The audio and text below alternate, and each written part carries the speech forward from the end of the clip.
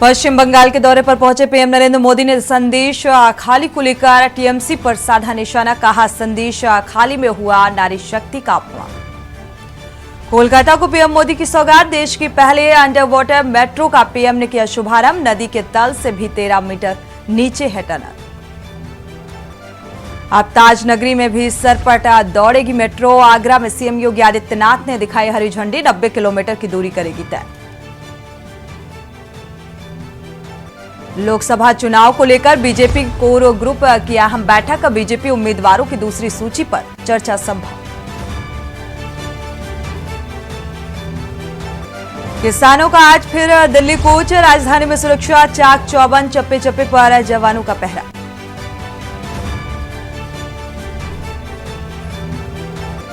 और रेवाड़ी में हरियाणा रोडवेज और कार की भीषण टक्कर। हादसे में 5 लोगों की मौत। चांग रोड के रहने वाले सभी मृतक।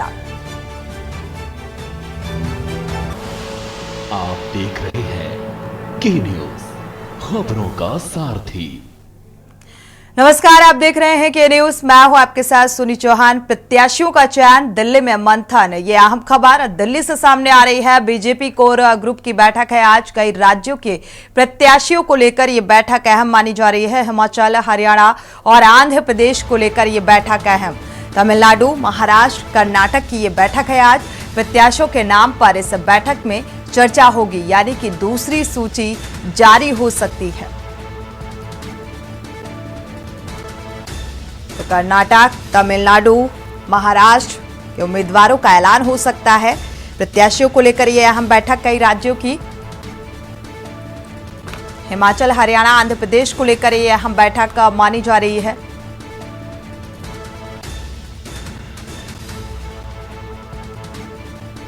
तमिलनाडु के प्रत्याशियों के नाम पर इस बैठक में चर्चा होगी। बीजेपी कोर ग्रुप की यह अहम बैठक। दूसरी सूची जो है जल्द ही जारी हो सकती है। कई राज्यों के प्रत्याशियों को लेकर यह अहम बैठक मानी जा रही है।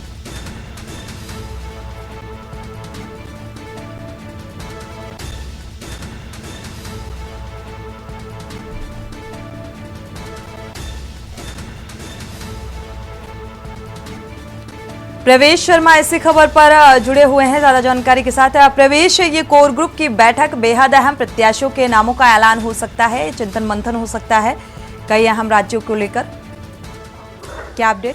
बिल्कुल, देखिए इसमें कोई तय नहीं है। जिस कोर ग्रुप की जो बीजेपी की बैठक है उसमें विशेष रूप से जो है नामों पर चर्चा की जाएगी और सभी राज्यों के जो सचिव है, या मैं विशेष रूप से कहूँ जो कोर कमेटी के पदाधिकारी है, वो इसमें मौजूद होंगे। और हर राज्य से जो छूट गए हैं, अभी 195 कैंडिडेट उम्मीदवार बीजेपी ने उतारे हैं, लेकिन बाकी जो राज्यों में भी है उन पर मंथन होगा और उसके बाद बीजेपी की केंद्रीय चुनाव समिति की बैठक होगी। उसमें उम्मीद की जा रही है कि ये नामों पर मोहर लगकर वो आपके समक्ष होंगे। जी बिल्कुल प्रवेश, प्रत्याशियों के नामों को लेकर इस कोर ग्रुप की बैठक में चिंतन किया जाएगा, मंथन किया जाएगा और जल्द ही उम्मीद जताई जा रही है कि दूसरी सूची जारी हो सकती है इन राज्यों को लेकर।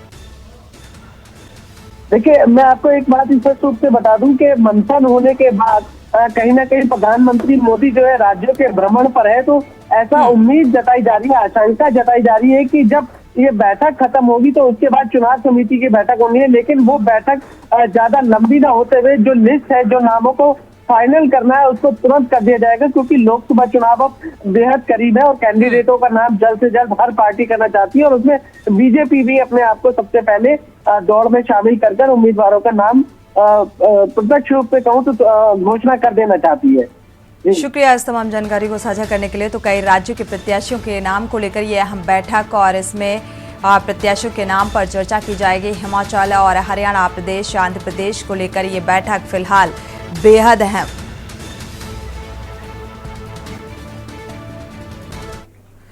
बढ़ते आगे पर बात करते हैं बीजेपी की बैठक। राजधानी में मंथन। लखनऊ से अहम खबर सामने आ रही है। बीजेपी चुनाव प्रबंधन समिति की ये अहम बैठक बीजेपी प्रदेश कार्यालय में करीब शाम 4 बजे ये बैठक होगी। यूपी की 80 लोकसभा सीटों को जीतने को लेकर रणनीति बनाई जाएगी और मंत्रिमंडल विस्तार के बाद बीजेपी चुनावी मोड पर नजर आ रही है। प्रदेश का चुनावी चक्रव्यूह भेदने के लिए रणनीति बनाई जाएगी। इस बैठक में चुनाव प्रबंधन समिति के संयोजक बैठक में मौजूद रहेंगे। सह संयोजक जितिन प्रसाद भी इस बैठक में शामिल होंगे।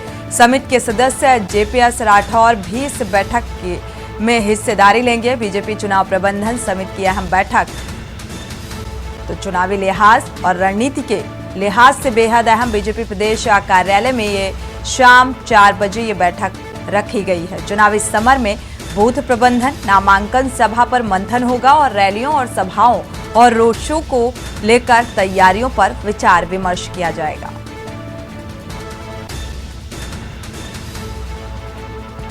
तो यूपी की 80 लोकसभा सीटों को लेकर जीतने को लेकर रणनीति बनाई जाएगी और किस तरीके से चुनावी प्रचार और प्रसार किया जाए, इसको लेकर इस बैठक में बातचीत की जाएगी।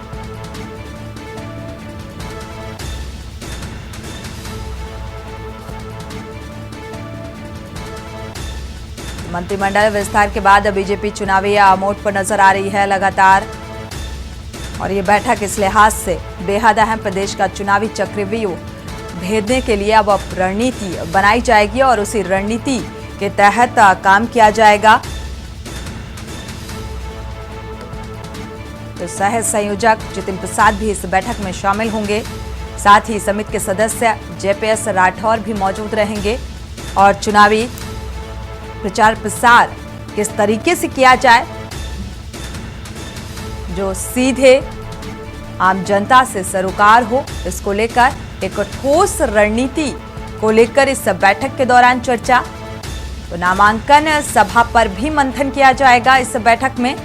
रैलियों और सभाओं को लेकर, रोड शो को लेकर भी मंथन किया जाएगा। तो हर एक कोशिश बीजेपी की नजर आ रही है लोकसभा चुनाव को जीतने की।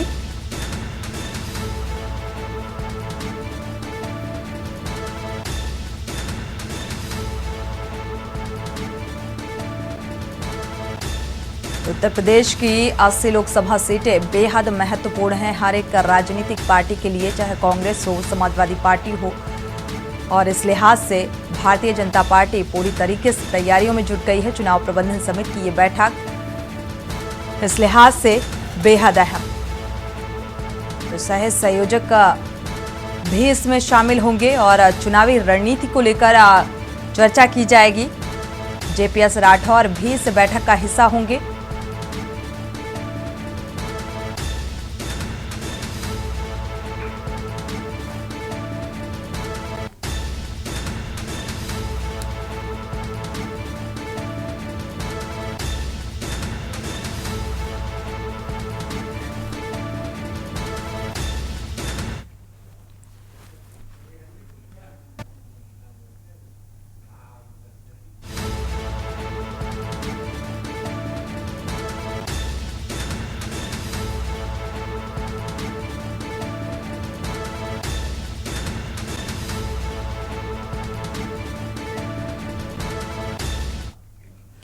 रुक करते हैं अगली खबर का। दिल्ली चले किसान और सरकार परेशान। दिल्ली से अहम खबर सामने आ रही है क्योंकि लगातार किसान अपनी मांगों को लेकर दिल्ली कूच करने की तैयारी में है। राजधानी में सुरक्षा चाक चौबंद है।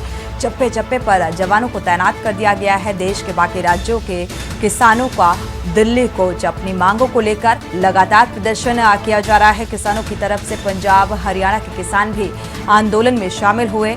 10 मार्च को देश भर में ट्रेन रोको आंदोलन का आह्वान किया है किसानों ने और दूसरी तरफ प्रशासनिक स्तर पर रोकने की एक बड़ी तैयारी।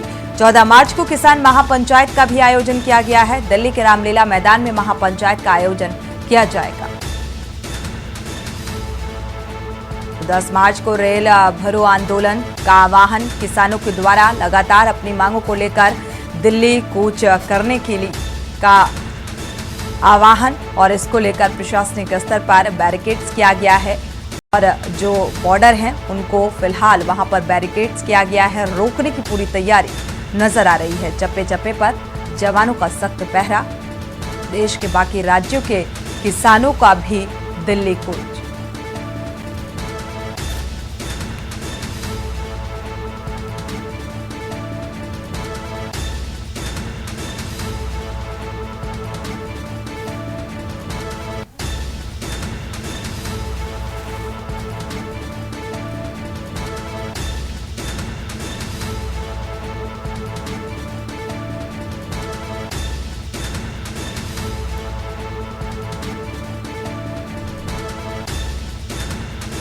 अपने हक लेके रहांगे हम अपने हक लेके रहांगे भारतीय किसान यूनियन जिंदाबाद जिंदाबाद।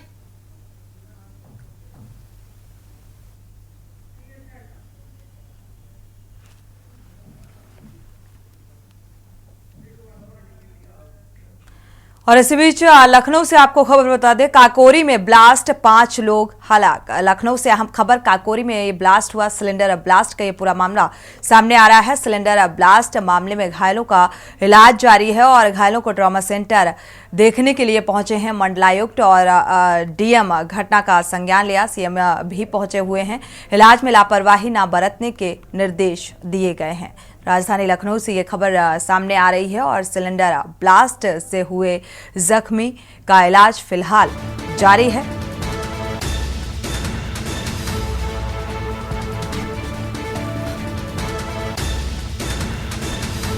तो जो इस घटनाक्रम में घायल हुए, घायलों को ट्रॉमा सेंटर देखने के लिए मंडलायुक्त भी पहुंचे, जिलाधिकारी भी पहुंचे। घटना का सीएम योगी आदित्यनाथ ने संज्ञान लिया था। सिलेंडर ब्लास्ट मामले में घायलों का इलाज जारी है।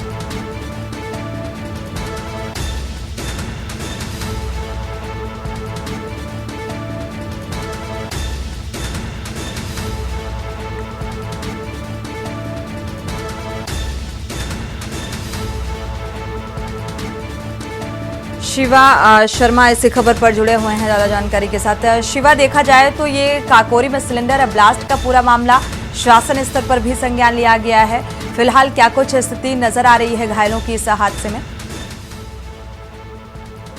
देखिए, अभी जितने भी घायल हैं वो लखनऊ के ट्रॉमा अस्पताल में भर्ती है, जिनकी संख्या 4 बताई जा रही है। उसमें से कुछ बच्चे भी हैं, लेकिन इस पूरी घटना में दुर्भाग्यपूर्ण 5 लोगों की मौत हो चुकी है, जिसमें मुशीर की पत्नी, उसकी 2 भतीजी और एक भांजी, 3 बच्चे और एक पुरुष और एक महिला है। इन सभी की कल रात ही मौके पर मौत हो गई थी।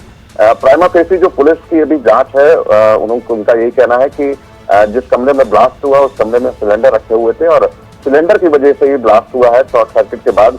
तो अभी पुलिस की तफ्तीश जारी है, लेकिन उनका कहना है कि जो मौके पर फील्ड यूनिट आई थी फॉरेंसिक की, उसने भी साक्ष्य संकलन वहां से इकट्ठा किए हैं। जो अग्निशमन विभाग है वो भी अपनी जांच कर रहा है। चूंकि मुशीर पेशे से पहले वो पटाखे बनाने का काम करता था, आतिशबाज था, ऐसे में ये भी आशंका जताई जा रही है कि हो सकता है कि कुछ बारूद के विस्फोटक पदार्थ से ये पूरी घटना हुई वहां पर ब्लास्ट हुआ हो। लेकिन अभी पुलिस प्राइमा फेसी इस बात से इनकार कर रही है और उसका कहना है कि सिलेंडर ब्लास्ट से ही ये पूरी घटना हुई है। तो अभी ये कहना बहुत ज्यादा मुमकिन नहीं होगा कि घटना किस वजह से हुई है। तो मौके पर जो अधिकारी पहुंचे थे और जो एफएसएल की फील्ड यूनिट पहुंची थी, वो सभी जांच कर रहे हैं और जांच रिपोर्ट के बाद ही आगे की कार्रवाई की जाएगी। लेकिन पूरी दुर्घटना में 5 लोगों की मौत हो चुकी है। बिल्कुल, देखा जाए तो ये बेहद दुखद हादसा, 5 लोगों की इस घटनाक्रम में मौत और करीब 4 लोग घायल बताए जा रहे हैं। फिलहाल स्थिति ज्यादा गंभीर तो नजर नहीं आ रही है, इलाज अभी भी जारी है। किसी तरीके की कोई शासन स्तर पर राहत मिलने की उम्मीद?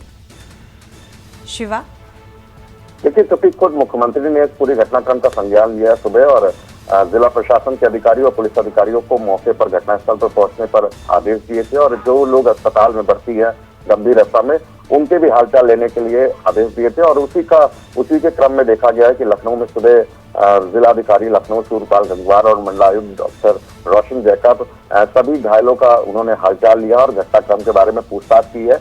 जो अभी क्रिटिकल कंडीशन में है उनको बर्न यूनिट में रखा गया है लखनऊ के ट्रॉमा सेंटर पे। सभी की जो हालत है वो अभी स्थिर बनी हुई है। एक व्यक्ति जो है उसमें से गंभीर रूप से भर्ती है। तो अभी ये नहीं कहा जा सकता कि कंडीशन उन सभी की क्या है। ये डॉक्टर द्वारा बताया गया है कि क्रिटिकल है अभी, क्योंकि ब्लास्ट हुआ था और ब्लास्ट से झुलसने की वजह से सभी लोग गंभीर रूप से घायल हुए हैं। तो शुक्रिया इस तमाम जानकारी को साझा करने के लिए शिवा। तो फिलहाल जो स्थिति है वो अभी भी क्रिटिकल है और इलाज जारी है और अब तक इस हादसे में 5 लोगों की मौत हो चुकी है। वक्त एक छोटे से ब्रेक का, लौटेंगे जब। ब्रेक से वापस आ रहे हैं, रुक करते हैं खबरों का। इस बीच आपको बता दें, बुधवार का दिन आगरा के लिए बेहद खास रहा। प्रधानमंत्री नरेंद्र मोदी आगरा मेट्रो सेवा का उद्घाटन करने के लिए पहुंचे। सुबह 10 बजे वो कोलकाता से वीडियो कॉन्फ्रेंसिंग के माध्यम से जुड़े और शहर को मेट्रो की बड़ी सौगात दी। इसके बाद मुख्यमंत्री योगी आदित्यनाथ ने मेट्रो को हरी झंडी दिखाई।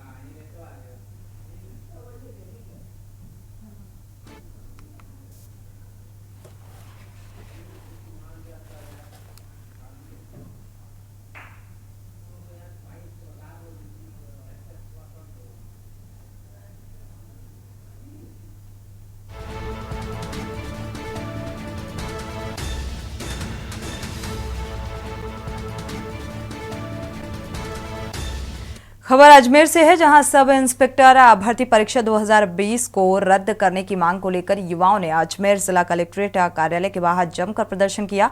परीक्षा को रद्द करने की मांग की और युवाओं ने प्रदर्शन कर मुख्यमंत्री भजनलाल शर्मा के नाम जिला कलेक्टर भारती दीक्षित को एक ज्ञापन भी सौंपा। ज्ञापन के जरिए सब इंस्पेक्टर भर्ती परीक्षा 2020 को रद्द कर पुनः नए सिरे से करवाने की मांग की गई है। प्रदर्शन में बड़ी संख्या में छात्र छात्राएं मौजूद रहे।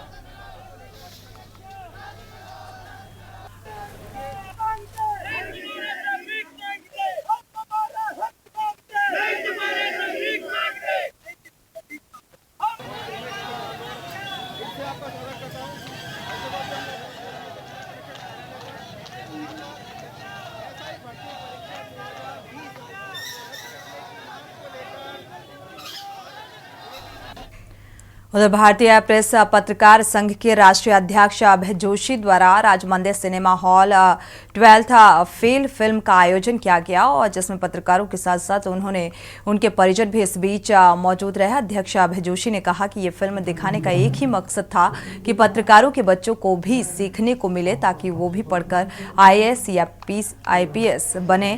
साथ ही उन्होंने मंत्री और पुलिस कमिश्नर से पत्रकारों की सुरक्षा के लिए विशेष कानून बनाने के लिए कहा और पत्रकारों को रेल व रोडवेज बसों में विशेष छूट मिले। मंत्री किरोड़ी लाल मीणा ने बताया कि मेरी आवाज को पत्रकारों ने मजबूती से उठाया और मैं पत्रकारों की आवाज को मुख्यमंत्री तक लेकर जाऊंगा। विधायक बाल मुकुंदाचार्य ने कहा कि पत्रकार देश का चौथा स्तंभ है, कलम के सिपाही बनकर पूरे जनमानस के रक्षा और सुरक्षा और हितों के लिए लड़ते हैं। साथ ही उन्होंने भारतीय प्रेस पत्रकार संघ के पदाधिकारियों को धन्यवाद अर्पित किया। अखबार है जो मंत्री मानते हैं, हम मानते हैं, आप कोई बात रख देते हो पूरी करती है सरकार, चाहे कोई भी सरकार है। आप विपक्ष में रहते हो तो कोई सरकार हो वो आपकी मांग। मैं आपसे कहना चाहता हूं सर तुम्हारे मौके पे कि हमारे पत्रकारों के आप वकील बन जाइए। हम पत्रकारों की बहुत सारी मांगे सर पेंडिंग है अभी से। अगर आप वकील बन जाएंगे तो मैं नहीं समझता वो मांगे हमारी पेंडिंग अधूरी रह जाएगी। पेंशन की हो चाहे पेंशन की हो, क्योंकि मामला नंबर 1 का है, नंबर 2 का है, नंबर 1 में भजनलाल जी का है, दिया कुमारी जी का है, तो उनके साथ मैं आपका पक्ष मजबूती से रखूंगा। और उनके किस तरह का पोजीशन में वो आ गया, कितना उनको सैक्रिफाइस करना पड़ा, कितना मेहनत करना पड़ा, किस तरह का डिफिकल्टीज थे जिंदगी में और कैसे उसको पार किया। आपको पिक्चर देखते देखते थोड़ा सा उसको ड्रामेटाइज भी किया। जो मीडिया संस्थानों में काम करते हैं, अलग अलग पोर्टल्स, वेबसाइट, तो वो भी एक समाज का दर्पण है। समाज में किस जगह कोई कमी है, किस जगह। रुक करते हैं अगली खबर का। जिला जांजगीर चांपा शिवरे नारायण मेला से भारी मात्रा में बनावटी मुखौटा को बरामद किया गया। सुरक्षा दृष्टि को ध्यान में रखते हुए कई प्रकार के बनावटी मुखौटे और 1000 नग को बरामद किया गया है। मेला बाजार में दुकानों में डरावनी मुखौटे की बिक्री की जा रही थी और इससे पहले से लोगों को डराया जा सकता था। सुरक्षा दृष्टि को ध्यान में रखते हुए जांजगीर पुलिस अधीक्षक के निर्देशन पर 1000 मुखौटे जब्त किए गए हैं।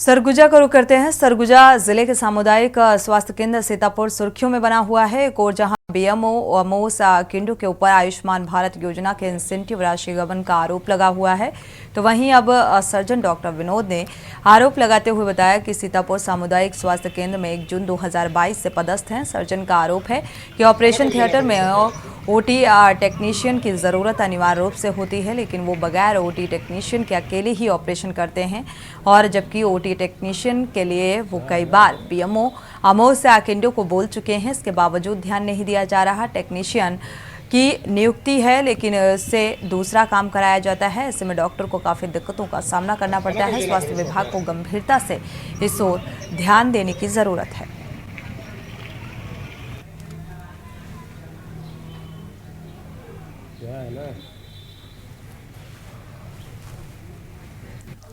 नहीं, ये छोटी मोटी समस्याएं हैं। देखिए, ह्यूमन रिसोर्सेस एचआर की कमी रहती है और लोगों की आकांक्षाएं भी बढ़ती हैं। इमरजेंसी सर्विसेज के लिए एक ड्रेसर है, उनका कहना कि हमको फुल टाइम वहाँ दिया जाए, तो उनके लिए ही हमने पहले ही मेरे संज्ञान में आया था। मैंने बोला है कि इसको सामंजस्य करके आप आपस में कार्य करें। ये हमने शासन से मांग किया है। जब सरकार बदली पहले दिन आए तो तीनों हमारे सरगुजा जिले के तीनों विधायक, उनके समक्ष हमने ये बात रखी है कि सीतापुर के लिए एक एनेस्थेटिस्ट और उदयपुर के लिए एक गायनेकोलॉजिस्ट की सख्त आवश्यकता है। सर्जन स्पेशलिस्ट सामुदायिक स्वास्थ्य केंद्र सीतापुर में। देखिए, मेरा पोस्टिंग जो है ना, पदस्थापना जो है 2022 1 जून से है यहाँ पे। तब से लेकर मैं जो है अभी तक छोटे बड़े केस कम से कम 500 लगभग केस कर चुका हूँ। लेकिन मेरे यहाँ के जो बीओ हैं वो डायरेक्ट इनडायरेक्टली ऐसे बोलते हैं कि भाई जिसको केस करना है करो, मेरे को जो है नेशनल प्रोग्राम से मतलब है। बाकी जो छोटे मोटे केस करते हो वो लोग अपने एक्स्ट्रा समय निकाल के कर सकते हो। और मेरे को आज तक कोई मतलब ओटी का स्टाफ नहीं दिया गया है ना। तो मैं ओटी के लिए कई बार उनको मुखाग्र बोल चुका हूँ, मेरे को ओटी टेक्नीशियन यहाँ पदस्थ हैं, उनको दिया जाए। यहाँ रोज कुछ ना कुछ ऑपरेशन होते रहते हैं। लोकसभा चुनाव के लिए छत्तीसगढ़ में बीजेपी ने अपनी 11 सीट घोषित कर दी है। कांग्रेस सीट घोषित करने में अभी भी पीछे चल रही है और संभवतः छत्तीसगढ़ में अप्रैल माह में 2024 के चुनाव हो जाएंगे और बीजेपी ने अपनी चुनाव की तैयारी चालू कर दी है। रोज कोई न कोई बड़ा नेता राजनांदगांव पहुंच रहा है। बीजेपी कार्यकर्ताओं की लगातार बैठक ली जा रही है और साथ ही साथ संगठन आत्मा का तैयारी भी चल रही है। आपको बता दें कि बीजेपी अल्प संगठन प्रकोष्ठ के प्रदेश प्रभारी सद्दाम खान ने बताया कि हम बूथ स्तर पर तैयारी कर रहे हैं और बीजेपी अल्पसंख्यक प्रकोष्ठ हर बूथ के अल्पसंख्यक वोटर्स को बीजेपी को वोट देने के लिए प्रेरित करेंगे।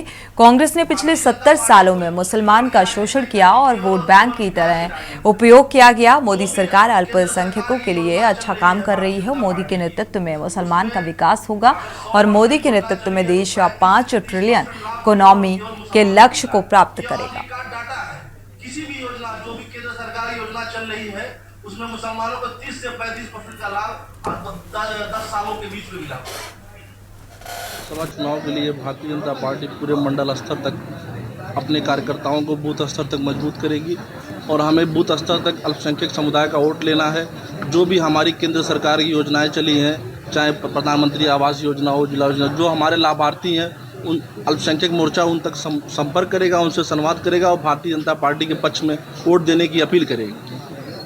अल्पसंख्यक मोर्चा बूथ लेवल पर एक्टिव है पूरे प्रदेश में जितनी भी जिलाएं हैं, हमारी सभी लेवल पर बूथ लेवल पर हमारा मोर्चा एक्टिव है और पूरा मोर्चा काम कर रहा है। ईमानदारी से मोर्चा काम कर रहा है। अल्पसंख्यक मोर्चा पूरे देश में अल्पसंख्यक मोर्चा बूथ स्तर पर एक्टिव है भारतीय जनता पार्टी में।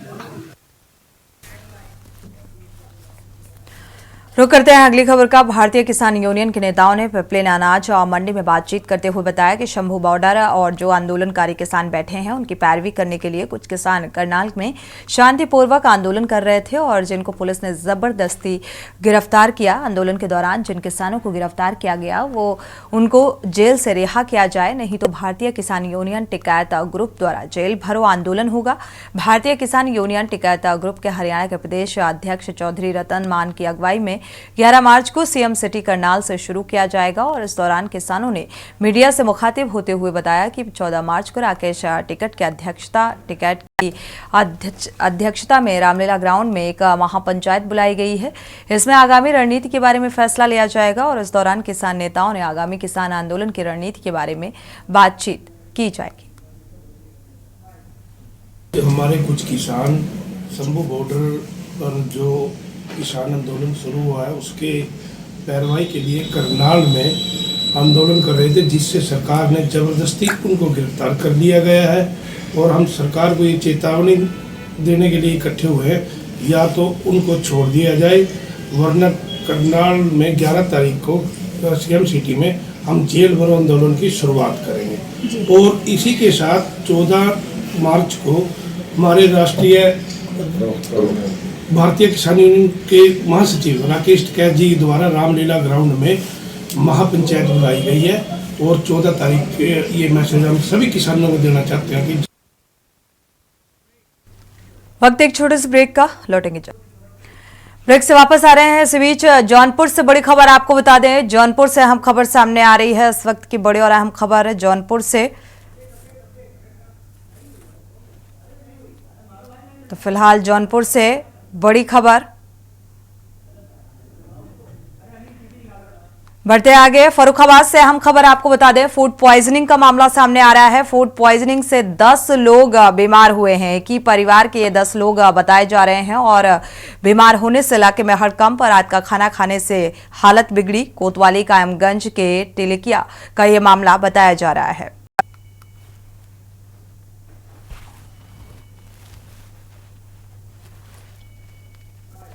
की बात है ये कल की बात। कल तो क्या खाया था आपने खाने में? हमने पत्ता गोभी और आलू सब्जी बनी थी घर पे और रायता बना था, वही खाया था। उसके बाद से सबकी हालत बिगड़ने लगी।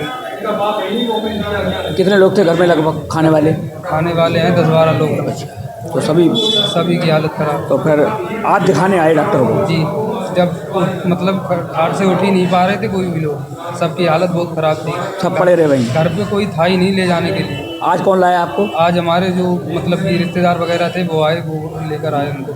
जी, ये सलेमपुर का टिलिया का मामला है और जो है इसमें 10 लोग थे टोटल, जिसमें 5 बच्चे थे, 5 बड़े थे, व्यस्त थे। टोटल 13 लोग थे। इसमें 8 लोग जो हैं थोड़ा व्यस्त थे और क्या बोलते हैं 5 बच्चे थे, जिसमें 3 लड़कियां और 2 लड़के थे। तो ये कुछ लोगों को साहब सीएससी भेजा गया है। हाँ, 4 लोगों को सीएससी भेजा गया है, वहाँ पे उनका उपचार चल रहा है और जैसे ही वो ठीक हो जाएंगे उनको फिर यहाँ पे एम्बुलेंस द्वारा पहुँचा दिया। अच्छा, ये बात है ये कल की बात है। कल तो क्या खाया था आपने खाने में? हमने पत्ता गोभी और आलू सब्जी बनी थी घर पे और रायता बना था, वही खाया था। उसके बाद से सबकी हालत बिगड़ने लगी। कितने लोग थे घर में लगभग खाने वाले? बढ़ते आगे, जौनपुर से अहम खबर सामने आ रही है। जौनपुर से आपको खबर बता दें, जौनपुर से इस वक्त की बड़ी और अहम खबर।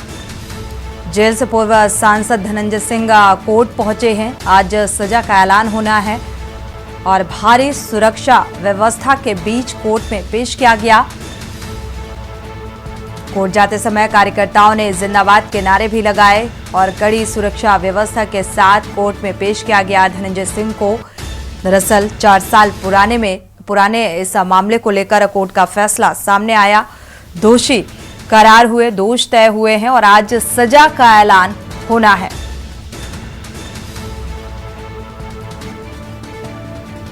पूर्व सांसद धनंजय सिंह के जिंदाबाद के नारे भी लगाए गए।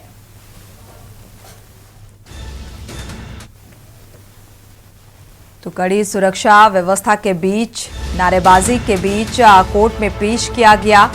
ये तस्वीरें भी सामने आ रही हैं धनंजय सिंह की। पूर्व सांसद धनंजय सिंह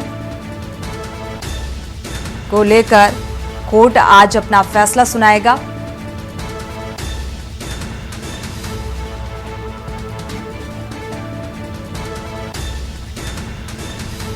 जौनपुर से संवाददाता अजय सिंह जुड़े हुए हैं इसी खबर पर। अजय, देखा जाए तो आज कोर्ट में पेश किया जा रहा है, सजा का ऐलान होगा, कितना और वक्त लगने वाला है, क्या जानकारी?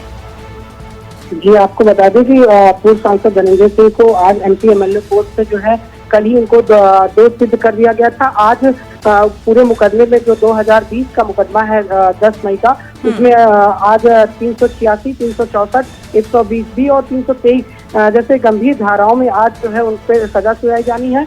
अभी थोड़ा वक्त और लगेगा इसमें जो है सजा सुनाने में। वहीं कोर्ट परिसर में उनके समर्थकों का जो है पूरा हुजूम उमड़ा हुआ है और धनंजय सिंह जिंदाबाद के नारे लगा रहे हैं। साथ ही में जो है पुलिस प्रशासन के भी पूरे हाथ पांव फूल जा रहे हैं उनको संभालने में, और वहीं पूरा सुरक्षा के पुख्ता इंतजाम भी किए गए हैं। लेकिन धनंजय सिंह ने अपने कार्यकर्ताओं से भी कहा कि शांति बनाए रखें, और उन्होंने ये भी कहा बिल्कुल अजय, जिस तरीके की तस्वीरें सामने आ रही हैं और जोरदार नारेबाजी के बीच धनंजय सिंह को, जो पूर्व सांसद हैं और एक अच्छा खासा दबदबा भी माना जाता है, और गिरफ्तारी के बाद इसे सियासी हलचल भी तेज होती हुई नजर आ रही है और कोर्ट में पेश करने के दौरान काफी नारेबाजी होती हुई नजर आ रही है। फिलहाल देखा जाए तो कितना और समय लगने वाला है? कोर्ट का फैसला निकलकर सामने आएगा, सजा का ऐलान होगा।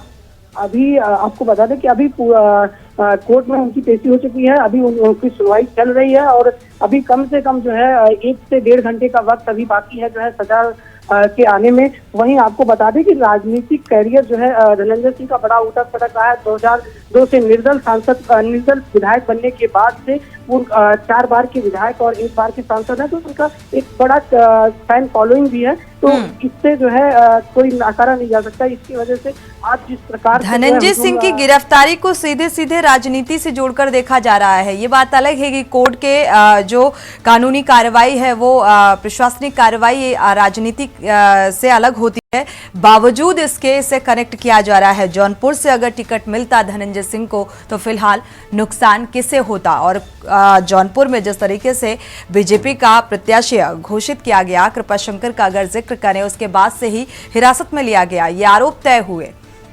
जी, आपको बताना चाहेंगे कि ये टाइमिंग इसकी इस तरीके से थी कि धनंजय सिंह जैसे ही भाजपा की 51 सदस्यों की जो है यूपी में जो है पहली लिस्ट आई है, उसके बाद ही जो है जौनपुर के प्रत्याशी कृपाशंकर सिंह के ऐलान के बाद ही पूर्व सांसद धनंजय सिंह ने अपने एक्स वाल पर जो है जौनपुर वासियों से मिशन 2024 की तैयारी के लिए जुटने के लिए कहा गया उनके द्वारा।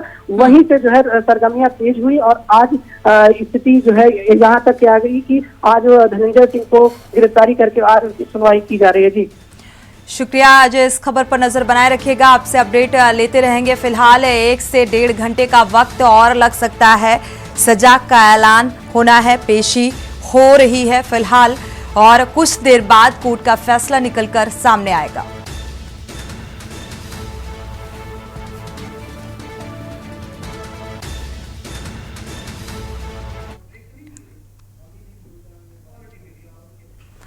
रुक करते हैं अगली खबर का। लखनऊ से अहम खबर सामने आ रही है। पोस्टमार्टम के लिए आया शव बदला गया। डेड बॉडी बदलने से परिजन बेहद परेशान। परिजनों ने पोस्टमार्टम हाउस में हंगामा किया।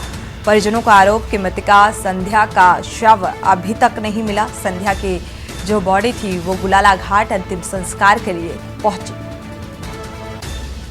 तो शवों के साथ फेरबदल किया गया और इसी बात को लेकर परिजनों ने जमकर हंगामा काटा।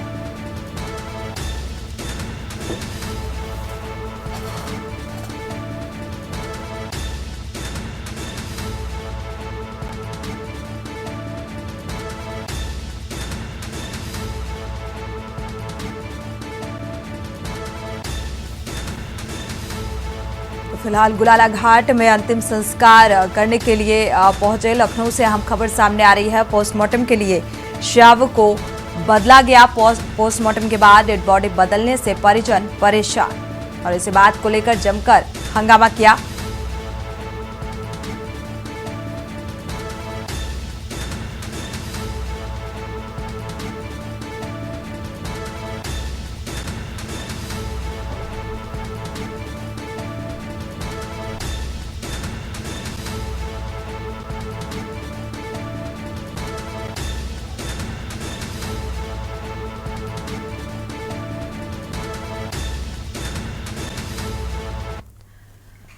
बढ़ते आगे रुक करते हैं अगली खबर का। अमरोहा से अहम खबर, कांवड़ियों की सुरक्षा को लेकर पुलिस पूरी तरह से सख्त नजर आ रही है। हरिद्वार से जल लेकर आ रहे कांवड़ियों और शहर की रोड पर कांवड़ियों का तांता नजर आया। सड़कों पर प्रशासन भी मुस्तैद रहा। तो हरिद्वार से जल लेकर कांवड़िए आ रहे थे और इस बीच जाम की स्थिति देखने को मिली। शहर की रोड पर कांवड़ियों का तांता।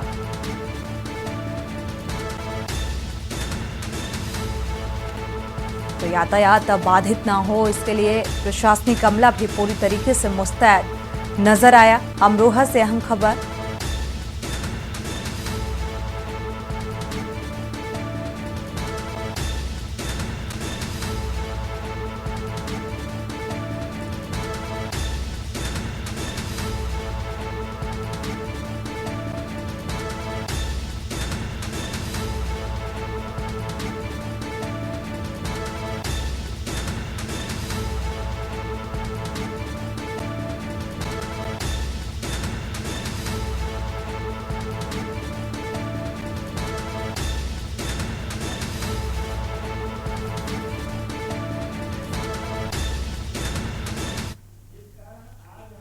एटा का रुख करते हैं। एटा से हम खबर, खाना बनाते समय लगी आग। घर में शादी समारोह था और इस दौरान लीक हुआ सिलेंडर। स्थानीय लोगों ने आग बुझाई। आग की चपेट में आई एक युवती अस्पताल में फिलहाल भर्ती कराया गया है। सूचना पर पहुंची पुलिस मामले की तफ्तीश में जुटे हैं। नगर क्षेत्र के चौचा वनगांव के होली चौक की यह घटना सामने आ रही है। खाना बनाते समय आग लगी। सिलेंडर लीक होने की वजह से यह हादसा होना बताया जा रहा है।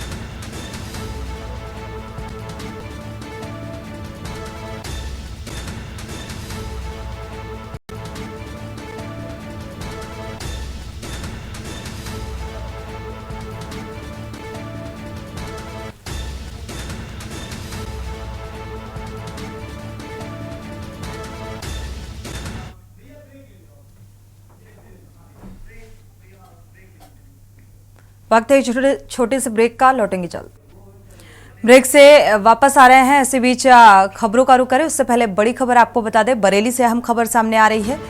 बरेली से बड़ी खबर, एसएसपी ने कई थानेदारों के थाने बदले हैं। तो जिले में 1 दर्जन से ज्यादा इंस्पेक्टर्स के चार्ज को बदला गया है। एक बड़ा फेरबदल, संवेदनशील इलाकों के थाना इंचार्ज का तबादला किया गया है। सिरौली, आंवला, सुभाष नगर, नवाबगंज के इंस्पेक्टर बदले गए हैं। तो लोकसभा चुनाव को देखते हुए ये बदलाव किया गया है। थाना प्रभारियों को बदला गया है। एसएसपी घुले सुशील चंद्रभान ने यह सूची जारी की है। बरेली में एसएसपी ने कई थानेदारों का स्थानांतरण किया। थाना प्रभारियों को बदला गया। 1 दर्जन से ज्यादा इंस्पेक्टर के चार्ज बदले गए हैं।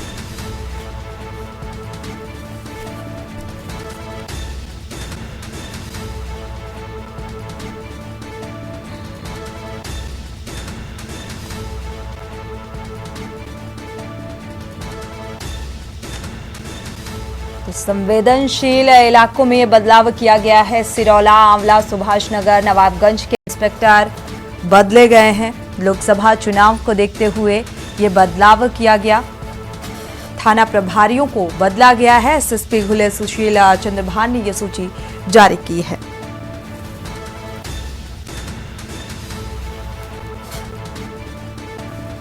बरेली से अहम खबर आपको बता रहे हैं। करीब 1 दर्जन से ज्यादा इंस्पेक्टर हैं जो बदले गए हैं। रुक करते हैं राजधानी लखनऊ का, जहां पर नगर विकास मंत्री ए.के. शर्मा ने स्वच्छता अभियान की शुरुआत की और इसी के साथ डोर टू डोर कूड़ा कलेक्शन करने वाली 150 वाहनों को गोमती नगर से रवाना किया।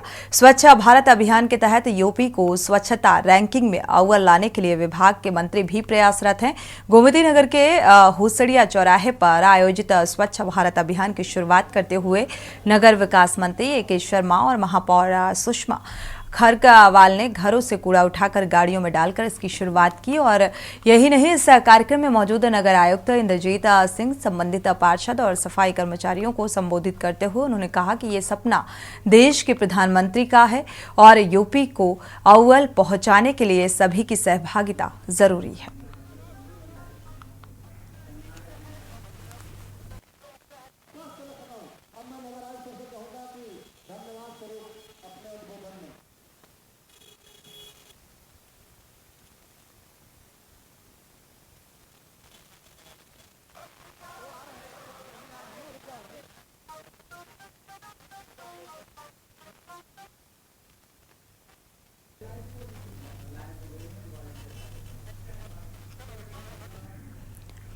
आगरा मेट्रो के उद्घाटन कार्यक्रम में प्रधानमंत्री नरेंद्र मोदी कोलकाता से वर्चुअल जुड़े और हरी झंडियां दिखाते हुए मेट्रो दौड़ पड़ी। और इस मौके पर सीएम योगी आदित्यनाथ कार्यक्रम स्थल में मौजूद रहे। उन्होंने स्टेशन से हरी झंडी दिखाई।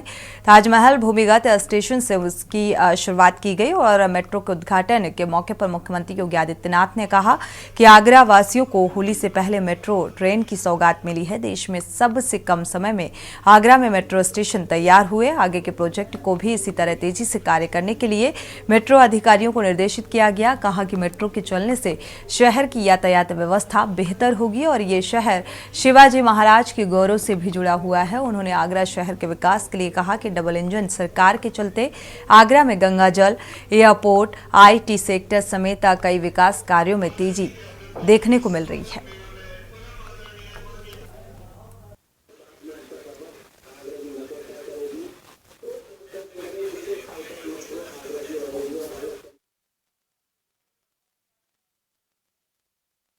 उत्तर प्रदेश मेट्रो कॉर्पोरेशन के लिए, उनकी सुविधा के लिए हृदय से उन्हें धन्यवाद देता हूं कि आदरणीय प्रधानमंत्री जी के विजन को जिस प्रभावी ढंग से आज उत्तर प्रदेश वासियों के हित में या उत्तर प्रदेश आने वाले पर्यटन और टूरिस्ट के हित में इस कार्य को उत्तर प्रदेश मेट्रो कॉर्पोरेशन ने करके दिखाया है, ये वास्तव में आम जनमानस की सुविधा को, उनकी सुरक्षा को ध्यान में रख करके किए गए प्रयासों का प्रतिफल है। ये चीजें दिखाती हैं कि अगर प्रोजेक्ट समयबद्ध तरीके से आगे बढ़ रहा है, कार्य मानक की गुणवत्ता को बनाए रखते हुए पूरा हो रहा है। फर्रुखाबाद का रुख करते हैं। फर्रुखाबाद कानपुर मंडल के एकमात्र माफिया बसपा नेता अनुपम दुबे के खातों को जिला अधिकारी और पुलिस अधीक्षक द्वारा सील किया गया है। बावजूद इसके प्रांतीय खंड लोक निर्माण विभाग के अधिशासी अभियंता जोध कुमार और निर्माण खंड के अधिशासी अभियंता राम कुमार पिथोरिया ने माफिया के फर्जी खातों में करीब 4.5 करोड़ का भुगतान कर दिया और इसके बाद मामला अधिकारियों की टेबल पर चला। आखिरकार मुख्यमंत्री ने इस पूरे मामले का संज्ञान लेकर कार्रवाई कर दी। दोनों अधिशासी अभियंताओं के खिलाफ निलंबन का आदेश जारी कर दिया गया है।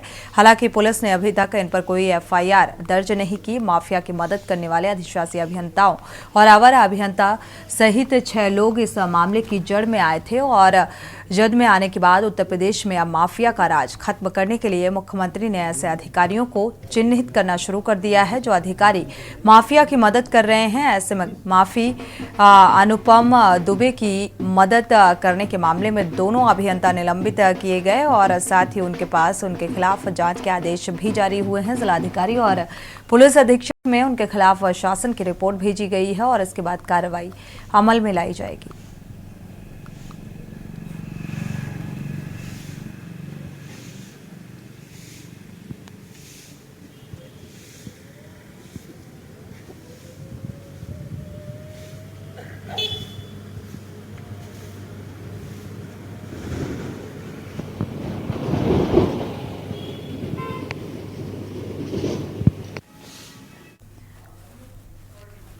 बढ़ते आगे, लोकसभा चुनाव लड़ने के लिए तैयार धनंजय सिंह का फिलहाल सपना टूटता हुआ नजर आ रहा है। नमामि गंगे योजना के प्रोजेक्ट मैनेजर अभिनव सिंघल के अपहरण और रंगदारी मांगने के आरोप में पूर्व बाहुबली सांसद धनंजय सिंह को MP MLA कोर्ट ने आज दोषी पाया। कोर्ट ने धनंजय सिंह को कस्टडी लेते हुए जेल भेज दिया है। सजा का ऐलान होना बाकी है और कुछ ही देर बाद ये फैसला आ जाएगा।